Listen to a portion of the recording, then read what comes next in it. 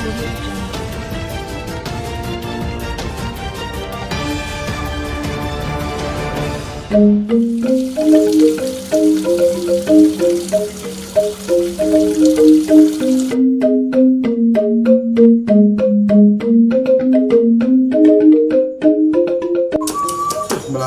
berita. Hidup Cijon. Apa balik Cijon? Peraturan nih. Awas sih ngai berita. Wah, sini penjara sini nasi. Bincang-bincang santai. ITE. Oh, ini programnya. Melah ya. Daripada di Facebook macam. Bagus ya nonton gua. Janda. Oh, berita TikTok nonton. aja. Nah, akurat apa sih? PC News TV. Oh.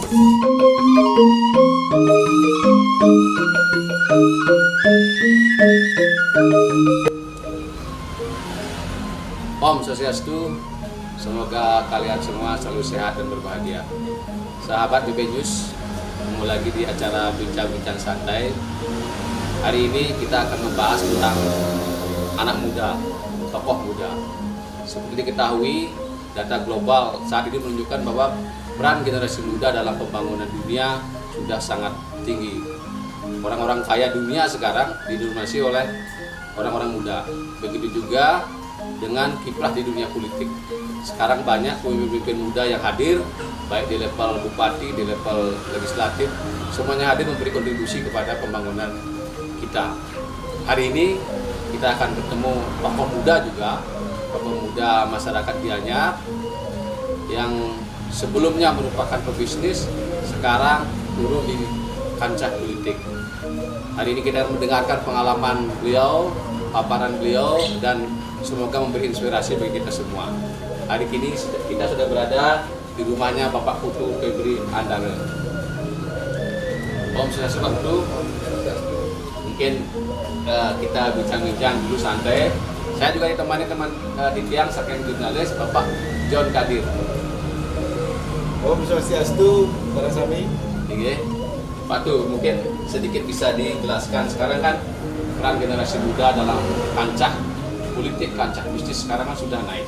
Nah kira-kira Pak Tu apa yang mendasari Pak Tu ini terjun dari dunia bisnis ke dunia politik? Gimana? Om Swastiastu. Jadi saya turun di politik sebenarnya tidak ada keinginan awalnya turun di politik.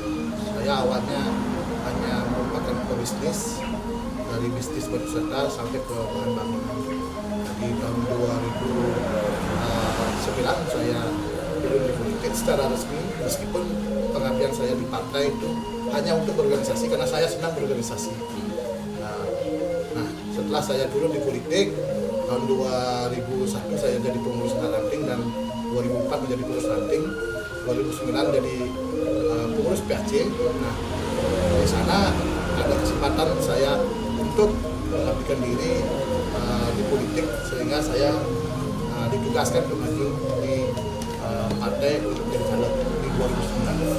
Nah, saat itu memang tidak ada keinginan saya untuk maju, tapi hanya kebetulan dengan pengalaman saya berorganisasi dari masih muda, SMA, dari menjadi ketua sekarang Taruna, lalu di kuliah tahun 2094 ya, 94 saya kuliah di Jogja, 95 saya menjadi ketua Kamadi di STA KPR. Di sana saya belajar kepemimpinan, bagaimana berorganisasi untuk bisa merubah mindset kita dan bagaimana bisa kita mengabdikan diri kita untuk berguna kepada masyarakat, bangsa dan bangsa. Nah, 2009 kembali saya hanya ikut dan mencari teman di politik. Nah, akhirnya di sana saya ditunjuk menjadi ketua tim pemenangan pada saat itu, menjadi ketua tim pemenangan sebelumnya tahun 2008 pemenangan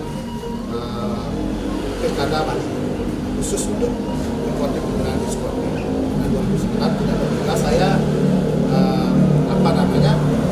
ditunjuk menjadi caleg nomor 1.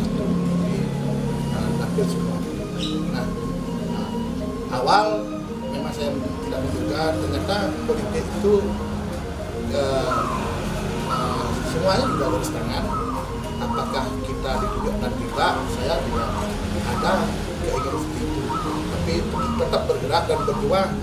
Bagaimana di politik ini sebenarnya kita kan bukan tujuannya kekuasaan, tapi bagaimana kita bisa membantu masyarakat lewat organisasi. Nah ini ya tujuannya, terutama generasi muda. Nah, bagaimana kita di politik bisa berjuang meski tidak menjadi wakil rakyat pada saat itu, bagaimana menghubungkan partai politik di mana saya ada di politik bisa menjembatani dengan sebuah program-program yang bisa membantu masyarakat dalam hal mengentaskan kemiskinan dan meningkatkan pendidikan yang ada di Kabupaten Gianyar. Itu awalnya.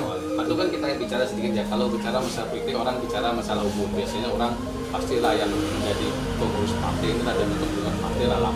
Sekarang kita ada yang muda-muda ini. Kira-kira perbedaan misalnya ketika kita di bisnis kan hitung-hitungnya jelas banget. Dan ketika di politik ini kan hitung-hitungnya sebenarnya tidak bisa hitungan jelas itu. Karena satu tambah satu di politik bukan 2, bisa aja 4 gitu kan. Kira-kira Pak Tung melihat seperti apa itu Mas Ray? Kalau di politik ini ya para generasi muda ini dalam zaman sekarang ini, zaman milenial namanya, orang mengatakan zaman milenial, memang orang-orang bilang kan masa depan bangsa ini ada di anak muda, tulang punggung bangsanya ada di anak muda. Jadi politik juga seperti itu kan, karena tren apalagi zaman digital, zaman medsos ya. Jadi anak-anak muda ini banyak yang pintar-pintar, berbeda dengan yang dulu kan. Mereka rata-rata punya pendidikan, punya visi ke depan yang bagus dan seperti itu, sehingga kecenderungan mereka lebih diterima karena mereka mampu, punya SDM yang bagus dan kinerjanya kelihatan dan aktif dalam mengorganisasikan mereka dirinya sendiri, termasuk mengorganisasikan dirinya lewat media, medsos.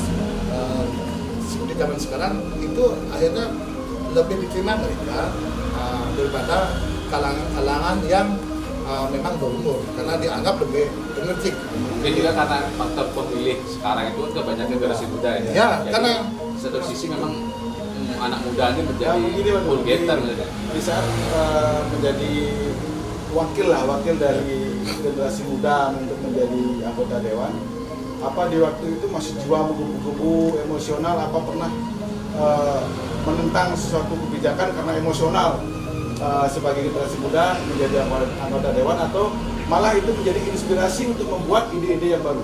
Ya memang seperti itu kan, anak muda ini biasanya mereka, anak muda sekarang ini banyak inspirasi ya kan, banyak inspirasi, banyak inovasi kan seperti itu. Jadi saya mengalami hal itu. 2009 saya pertama kali tunjuk dan pada saat itu saya gagal. Awalnya ini bahkan tahu tentang hal itu dan saya tidak menduga ditunjuk, karena buat saya, prinsip saya adalah bagaimana saya mengabdikan diri lewat partai politik, lewat organisasi untuk bisa membawa manfaat bagi kepentingan masyarakat yang lebih banyak. Nah mungkin pada saat itu saya berhasil memenangkan Pilgub Bali, waktu itu adalah pasangan Mas Tiko Puspayoga.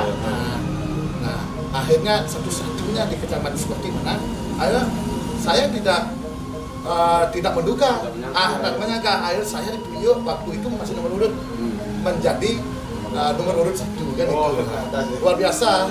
Nah pada saat itu saya biasa saja bergerak karena nomor urut awalnya ternyata ada perubahan di tengah perjalanan, aturan baru dengan tarung bebas yang itu. Jadi akhirnya saya gagal pada saat itu. Di Sukawati dapat 4 PDI Perjuangan kursi, saya kurang lagi tidak lebih dari 100 suara. Nah ketika Pak Tung gagal, ini kan orang biasanya kalau gagal biasanya kan down, frustasi, meninggalkan partai, dapat loncat pagar itu misalnya. Kalau Pak Tung bagaimana setelah itu? Saat itu saya tetap, karena memang misi saya awal di politik ini, yang pertama ini kan kita mencari tengah, belajar berorganisasi, karena saya yakin pendidikan formal di bangku kuliah, bangku SMA seperti itu tidak akan ada artinya tanpa kita punya pengalaman berarti di dalam sebuah organisasi. Nah saat itu partai melihat kegagalan saya. Setelah saya gagal, mungkin orang-orang lain selain saya mungkin stres atau tidak ada motivasi kembali. Tapi pada saat itu saya langsung mengambil peran dan akhirnya tahun 2003 ya, 13. Jadi saya memberanikan diri, tahun 2013 atau 2012 ditunjuk menjadi ketua PHC oleh masing-masing ranting. Dan mayoritas menunjuk saya karena satu, saya dianggap punya misi perjuangan yang begitu gigih. Waktu gagal, tapi tetap berusaha bagaimana mengabdikan diri di partai ini. Loyalitas terhadap partai. Sehingga muncul rasa empati, simpati masyarakat, terutama dari pengurus-pengurus partai di masing-masing desa, sehingga saya secara mayoritas didukung menjadi ketua PHC. Nah, 2014 baru saya mencalonkan diri, menjadi calon kembali, itu ya, ditunjuk di partai. Pada saat itu saya meraih suara yang begitu signifikan. Jadi suara nomor 2 terbesar se-Kabupaten Gianyar pada saat itu. Jadi luar biasa. Mengacu apa yang disampaikan tadi ya.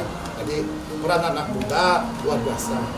Kalaupun mungkin saya bukan generasi muda yang punya semangat yang berkobar-kobar, mungkin pada saat kegagalan itu mungkin sudah dianggap selesai. Mungkin nggak selesai. Tapi saya tidak.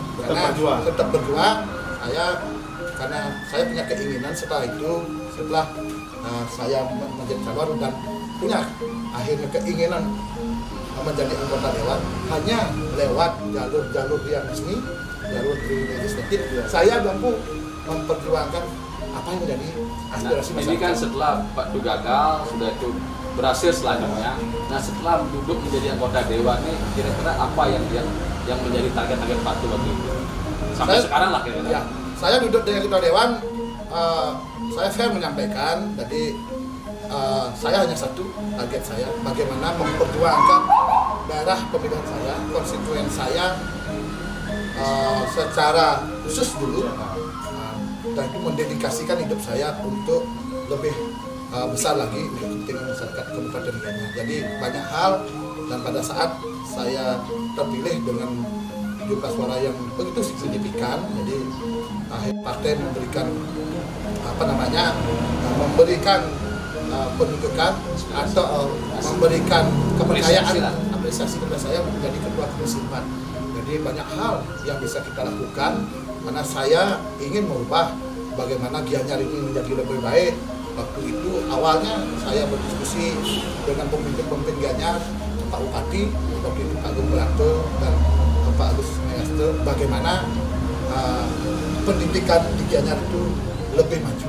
Nah, saat itu pertama saya melihat bermain ke masing-masing sekolah, terutama di sekolah dasar, banyak sekali guru-guru kita, guru-guru yang mengabdi itu tidak digaji secara layak. Karena memang kemampuan pada satu sekolah nggak mungkin dia digaji, memberikan gaji.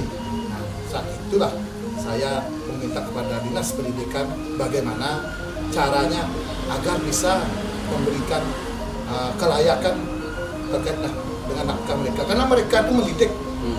Tugas mereka sama dengan tugas guru PNS seperti pegawai negeri mereka, tapi mereka hanya digaji oleh dana pendamping bos yang hanya digaji 200-300 ribu. Saat itu saya jauh sekali dari UMR. Nah, waktu itu saya memimpin ketua Komisi 4 membuat sebuah produk bagaimana bisa mengangkat mereka menjadi guru tidak tetap atau guru kontrak dari khusus dari Pemkab Gianyar yang kita anggarkan dari Pemkab Gianyar. Ya syukurlah kita bisa menggaji mereka, dan luar biasa kita mengangkat 667 guru pada saat itu, di mana mereka bertugas sama dengan guru pegawai negeri, karena pada saat itu dari 2012 kita tidak ada pengangkatan terkait dengan pengangkatan PNS ya. PNS.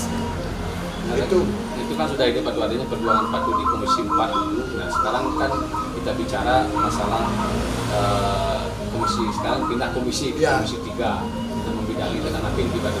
Ya, kalau saya sekarang di bidang Komisi 3 di bidang penganggaran, keuangan dan ekonomi kan. Jadi tidak jauh juga. Jadi terkait dengan pendapatan daerah terkait dengan perusahaan daerah juga kan ada rumah sakit di sana, ada rumah sakit Sediwani, ada Bangun di Sekano, kan ada PDAM. Nah, menarik ini. Ketika sekarang kita bicara ekonomi Bali, ya, Seperti sedang sekarang ini. resesi di mana tingkat pertumbuhan kita Agustus 2020 ini minus 10,10%. Ya, betul. Nah, kira-kira bagaimana Dewan ini, karena kan sudah otomatis terkait dengan pendapatan daerah yang menurun drastis. Ya. Nah, kira-kira bagaimana Gianyar ini bisa Terobosannya. teropos yang dilakukan supaya bisa tidak Mengantisipasi. supaya tidak resesinya ini berkepanjangan lah. Ya, kira-kira. betul. Jadi saya memang orangnya sekali saya dipercaya, jadi saya harus berbuat. Jadi bahkan urusan tugas saya di legislatif ini saya dihubungkan dengan urus-urus yang lain, terutama urusan keluarga. Itu yang dulu bagaimana kita bisa mensejahterakan. Karena sebenarnya sesuai dengan Undang-Undang 23 kan yang disebut pemerintahan daerah itu adalah bupati yang memimpin daripada kabupaten yang seperti itu bersama dengan anggota DPRD. Jadi kemudian kita sejajar sekali. Jadi sehingga ide-ide kita terkait dengan bagaimana memajukan kabupaten sangat terbuka, sangat terbuka. Jadi saya memanfaatkan itu. Jadi sebelum saya menginjak ke yang disampaikan pertanyaan tadi, banyak hal yang sudah saya lakukan, termasuk saya memberikan masukan bagaimana memperbaiki rumah sakit Gianyar kan, dan bagaimana mengatasi permasalahan kekurangan rumah sakit di bagian utara sehingga dibangunlah juga rumah sakit tipe C Payangan. Ini luar biasa Gianyar bisa bangun seperti itu.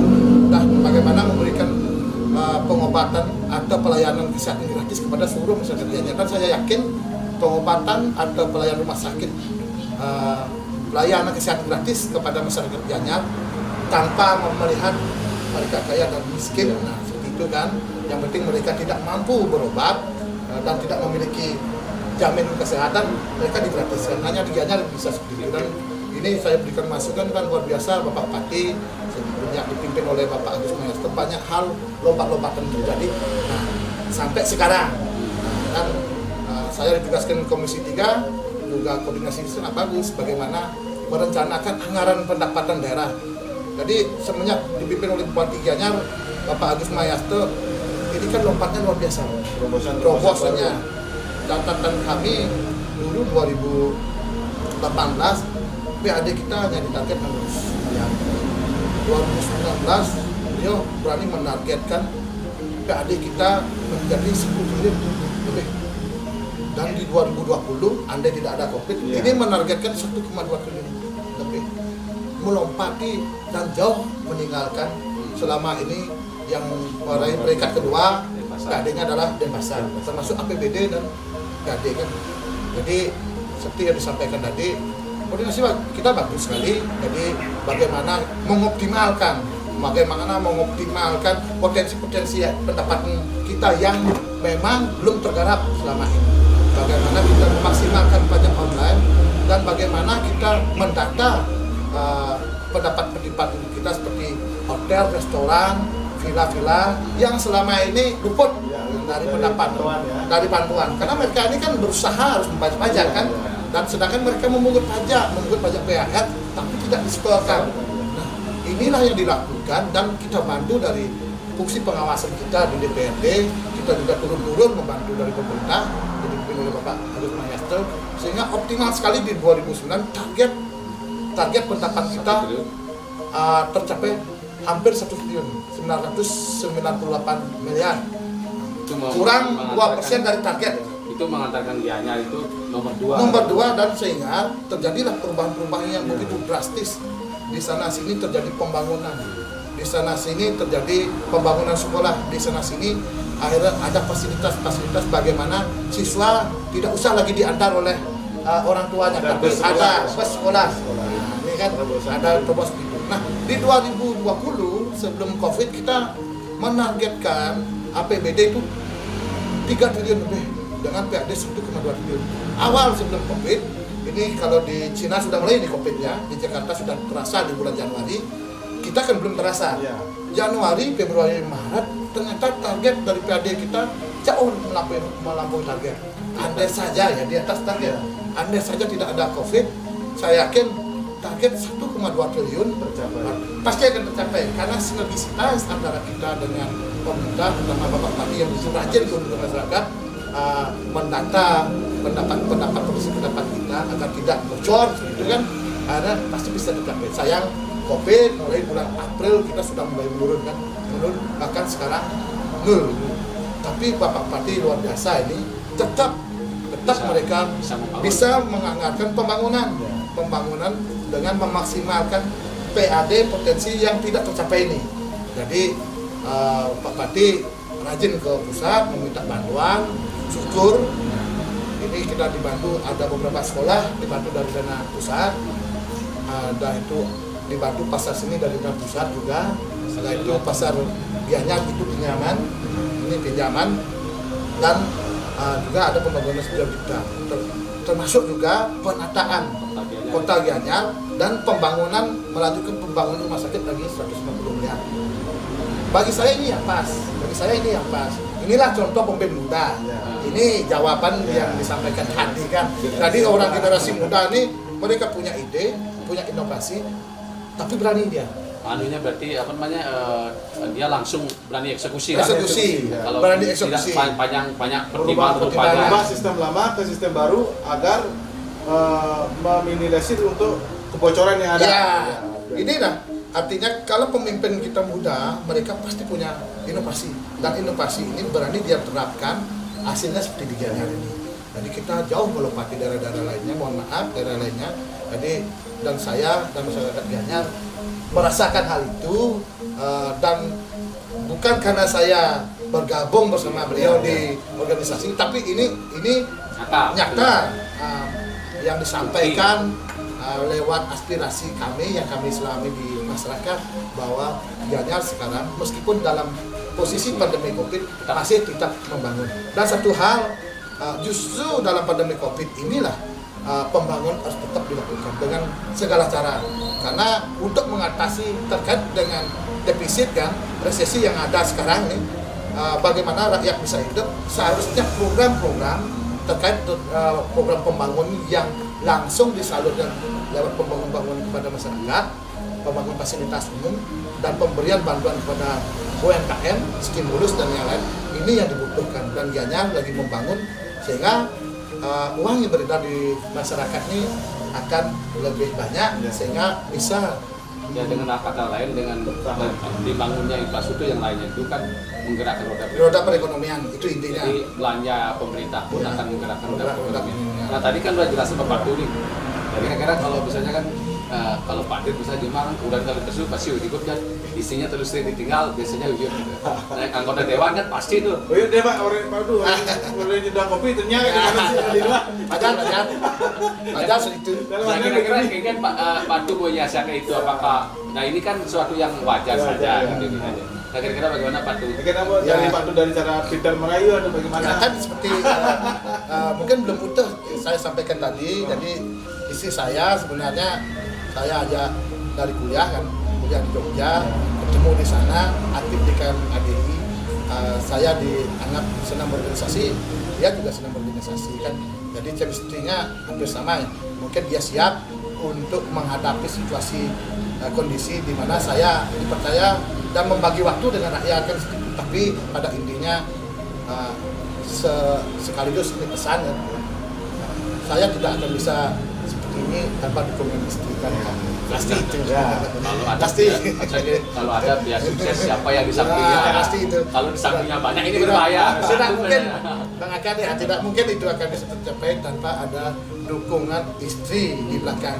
Sehingga biar bagaimanapun, sesibuk apapun kita harus menyempatkan waktu dengan keluarga. Itu rumus ya. Jadi meski di keluarga itu kita sisihkan waktu sedikit, tapi waktu yang kita sisihkan saya harapkan adalah waktu yang sangat berharga bagi saya. Tetap kualitas itu menjadi. Dan begini Pak Du, untuk saya mewakili generasi muda ini walaupun sudah sedikit tua, bagaimana pesan dan kiat Pak Du selama masih muda itu biar kita tetap semangat dalam artian walaupun bukan jadi anggota dewan, Iya. tetapi tetap semangat untuk menghadapi ya di pandemi sekarang ini gitu.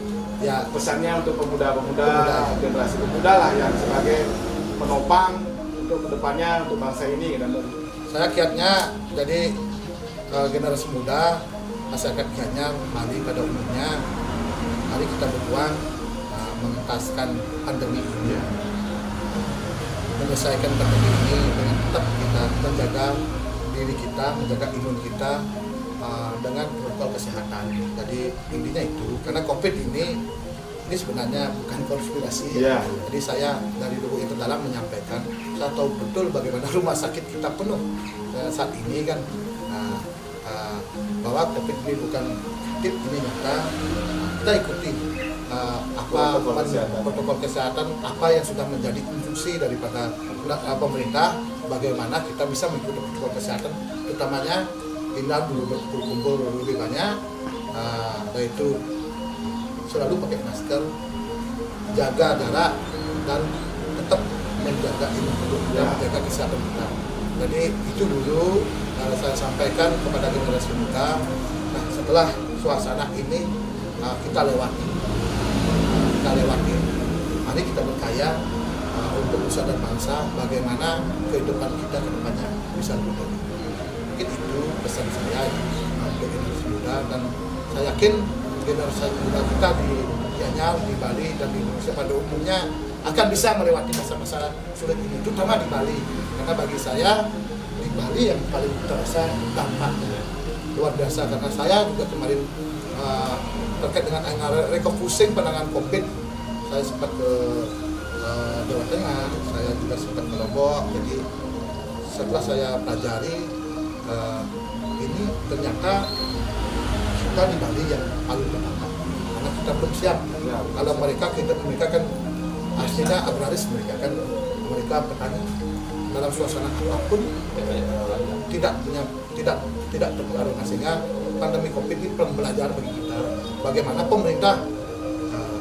Saya sudah sampaikan dalam sidang-sidang pembahasan dengan bupati, dengan pemerintah, bagaimana ke depan ketahanan pangan kita, perhatian kita kepada petani jauh lebih terbuka. Karena terkait dengan itulah, artinya terkait dengan itu kan generasi muda nih. Selama generasi muda kita di mentor mereka itu yang lulus mau kerja di pariwisata. Gitu. Nah, kira-kira kalau kita sekarang melihat situasi yang ada, kira-kira apa yang bisa dilakukan oleh generasi muda ini terkait dengan tadi lagi semangat, inovasi yang lain di luar daripada pariwisata kita kira-kira. Di luar pariwisata. Jadi sebenarnya Gianyar ini kan sebenarnya kita surplus pangan. Jadi peran anak muda harusnya tidak hanya mencari peluang kerja hanya di pariwisata saja, karena pariwisata juga sangat penting. Kalau kita fokus bekerja di satu tempat, misalnya satu bidang, misal di pertanian, lebih baik kita fokuskan juga di sana. Karena saya sudah hitung ya, kenapa orang-orang Bali di luar Bali itu tidak tergantung dengan dan pariwisata. Misalnya mereka yang bertransmigran ke Lampung, bertransmigran ke Sulawesi, ternyata kehidupan mereka jauh lebih bagus dengan kita. Sedangkan mereka penghasilannya juga dari pariwisata. Bahkan juga tahu kan teman-teman kita yang kuliah di Jogja lebih banyak orang dari Sulawesi, dari Lampung, dan dari yang lain. Ternyata penghasilan mereka adalah pertanian. Masyarakat asli kita adalah agraris, pertanian. Kalau peluang itu dimanfaatkan oleh generasi muda, tidak hanya mengejar di pariwisata, saya yakin itu berhasil. Saya sudah turun. Nah, yang menjadi kendala kita di Bali atau di Gianyar umumnya ini kita penguasaan lahan kita yang tersempit. Kalau kita maksimal itu 30 haro bagi kita. Cuma yang penting menurut saya itu sebenarnya adalah bagaimana menambah nilainya itu. Nilai dari produk hasil pertanian kita banyak. Kita sekarang hanya bertani padi. Setelah menghasilkan padi, pengolahannya ini yang kurang. Kira-kira bagaimana menurut Pak Tun? Saya rasa gini ya, kalau lahan kita memang sempit, tapi kalau di sana peluangnya lebih besar, karena anak muda jarang mengambil peran itu. Kalau sekarang mereka mengambil peran itu sangat terbuka lebar, dan ke depan juga dengan dengan teknologi pertanian yang sudah makin canggih, di mana tidak lagi kita menginginkan mereka itu menghasilkan padi ini dengan dijual kan, dengan penghijauan, tapi bagaimana mereka langsung menghasilkan beras. Jadi kan ini kan ada tiga kan, mereka bisa menjual padinya ke penghijauan, yaitu mereka bisa menghasilkan padi, artinya padi tidak dijual langsung, tapi dijual berupa padi kan seperti itu. Yang terakhir ini berupa beras. Yang berupa beras itu hampir 3 kali lipat dari kita jual ke penghijauan hasilnya. Dan saya sudah alami atau dicari dangin karena saya senang baca seperti itu ya. Penghasilan 30 aro ini mereka hanya bisa menghasilkan selama ini kalau dijual langsung ke pedang tengkulak, dia menghasilkan uang hanya sekitar 7,5 sampai 8 juta. Nah setelah menghasilkan beras, padi diolah padi yang dijual, ya, kita yang menggarap ngetik semua itu ya, dijual gabah, bukan padi, bukan gabah kering dan gabah basah istilahnya. Itu dia bisa menghasilkan dengan 30 aro, satu kecuaran itu bisa menghasilkan uang sampai 10 juta. Nah kalau dia sudah menghasilkan beras, itu ya, kita yang mengolah gabah itu kita keringkan dan kita olah menjadi beras, selip itu dia bisa menghasilkan per 30 aro itu hampir dengan uang 16 juta. Coba bayangkan, artinya 2 kali lipat lebih dari menghasilkan dari hijauan menjadi beras. Kalau ini yang dilakukan, bayangkan itu kalau itu dia mengambil 1 hektar nanti kali 3 aja, tapi biaya tetap dengan biaya sekitar 4 sampai 4 juta. Kalau ini dilakukan, saya yakin 1 hektar aja dia ngambil hasilnya itu 45 juta dengan 10 juta misalnya biaya yang dia keluarkan itu lebih.